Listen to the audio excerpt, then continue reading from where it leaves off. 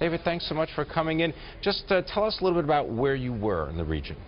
Sure. I spent a few days on the Syrian-Turkish border meeting with opposition leaders and rebel leaders in the Hatay province in Antakya, and then I traveled to Istanbul to meet with people who were linked to the Free Syrian Army, Kurdish groups, secular groups, and people from a whole host of factions. And what do they tell you about what's going on inside Syria?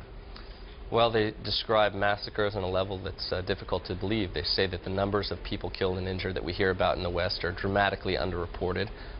When we started to ask one rebel fighter about a post-Assad Syria, he said, "You don't understand. We're being engulfed in a fire. We need to be saved by the fire, and then we can talk about that." So daily massacres. We just had this tragedy in Colorado where a dozen people were killed by a lone gunman. That happens about every hour inside Syria, except it's not a lone gunman. It is members of the Assad dictatorship and the military. So it's really a humanitarian tragedy. Explain the connection between the Syrian government and its support from places like Iran. Sure. Well, the Syrian government has few friends left in the world, but chief among them are the Iranian government and the Russian government, in fact. And the people we spoke to expressed absolute outrage, first and foremost, at the Russian government for propping up Assad, but also at Iran for the weapons that are being supplied, for the political cover being given to the dictators that are slaughtering them en masse. And I think it's incumbent upon the West, and America specifically, to stand with the Syrian people and take much tougher measures against the Assad dictatorship and to topple it as soon as possible. Let's talk about oil and energy for a moment. Syria does not have a huge capability for exporting oil. Where do they get their oil? Usually from Iran? Partly from Iran, and of course the instability of oil vis-a-vis Syria is a major factor in American policy in the region. And of course the EU just slapped on even tougher sanctions today on Syria. But many of the people I met with asked, where were these sanctions 10 years ago? Why did it take the West over a decade for them to be serious about Iran?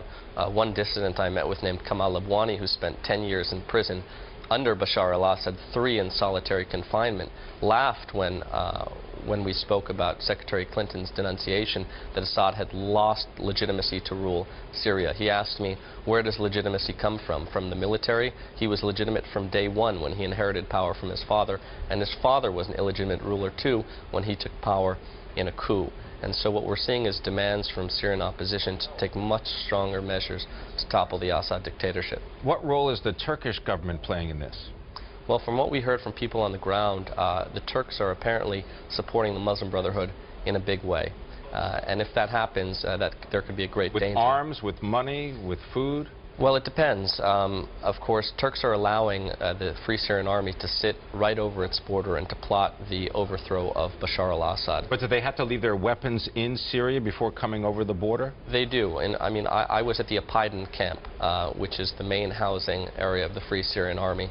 And it's not that the Assyrians are armed, but that is the logistical center of many of the defectors. And in fact, a division of my human rights organization, Advancing Human Rights, our division called Movements.org, is creating a new online portal to support and map and analyze defections at the highest level of the Assad government. And we've seen generals, we've seen lieutenant generals defecting in a major way from the Syrian government. And if anything has the power to topple Assad from within, it is these defections.